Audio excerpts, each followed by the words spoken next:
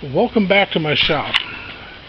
First of all, the rains came early to Oregon, so, oh well. Anyway, this is what I've been up to of late.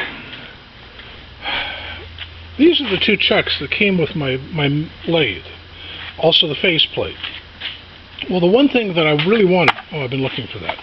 The one thing I wanted, I tried with the 3-jaw chuck, and even trying to get the 4-jaw chuck indicated, but I don't have a very good indicator holder. So getting a piece of stock indicated in that 4-jaw is a bit of a problem. Well, there is another solution. It's called a collet chuck. Well, I bought one. But the problem was the faceplate for the thing.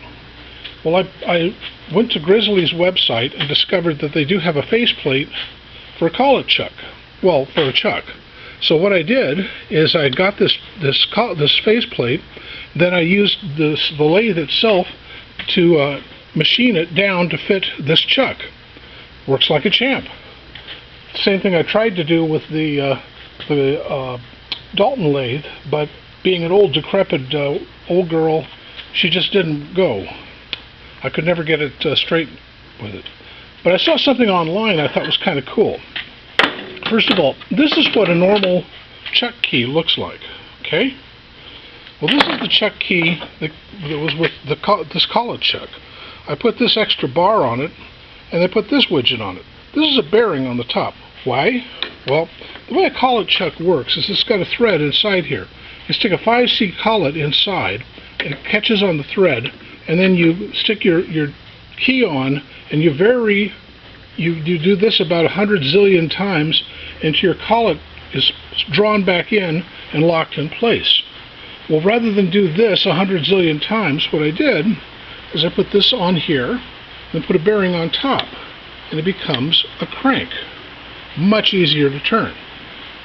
So anyway, that was a project I got done today. Also, I figured out how I had to actually turn this down to fit. This is aluminum, and that was a challenge. Anyway, another thing I did. This is the R8 collet, which won't fit that. That uses 5C collets. But I have a set of R8 collets. The reason I do, the reason I have a set of R8 collets is that when I was first interested in this, I went to the magic of eBay and ordered this set of collets here, not realizing that these are actually for a mill and not this mill. This mill uses a different kind called F32 collets, and I had to buy those. I got those over here. They're a much smaller collet. Oh, wait a minute, they're in here. This is an F32 collet. Much smaller. Hold on a second here. Much smaller collet than the other ones. And they fit in that, there's a collet chuck and a drawbar in there. Well, I didn't know what I was doing. So when I bought these, before I bought these, I bought the R8. And I bought this drawbar, which fits on a Bridgeport mill and fits R8 collets. Won't do me a lick of good.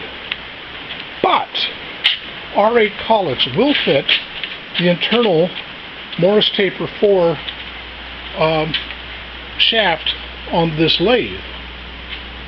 So if I take this particular drawbar and cut it down to size,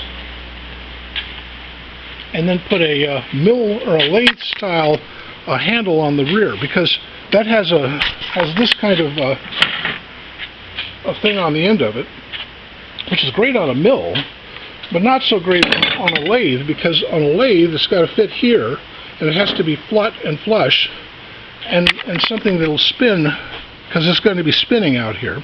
So it's got to stick out about a quarter of an inch beyond this point, and be about this wide.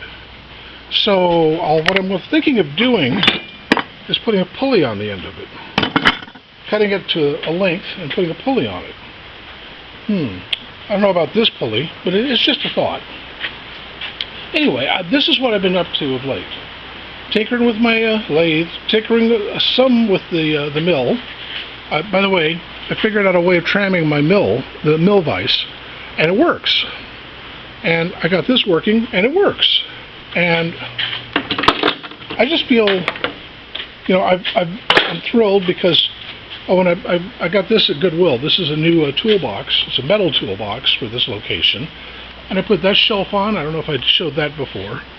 And, oh, and this also came from Goodwill.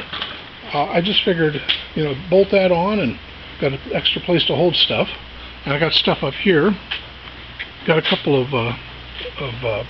Morse tapers for the tailstock and some, what are they called?